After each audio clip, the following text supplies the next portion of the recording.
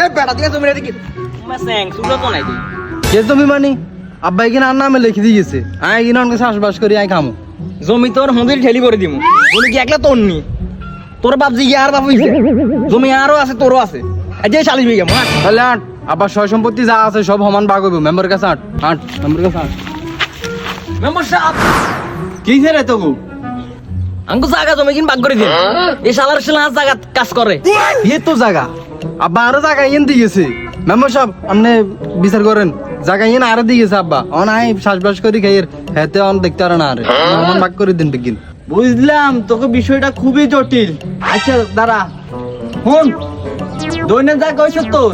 উত্তর জায়গা হয়েছে তোর দোনো বাইরে কই উত্তর জায়গা তোর দৈনের জায়গা তোর আর মাঝখানে দিয়ে নিয়ে সার ঠিক আছে মেম্বার সাহেব আমরা তো দালালি মারে আচ্ছা তবু আমি সমস্যা নাই তুই মিয়া আমি কেন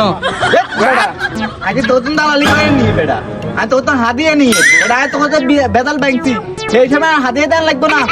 মেম্বার সাহেব আপনি জায়গা মুজগানে লই গেছেন ইয়া কোনো সমস্যা নাই সমস্যা হয়েছে যাই আব্বা এত বিয়ে করাবার টাইমে 3-4 লাখ টাকা খরচ করছে আর হিয়ে না সমান ভাগ আয়াম তার মানে বাবুর থেকে নাহলে আমি 40 মানি নে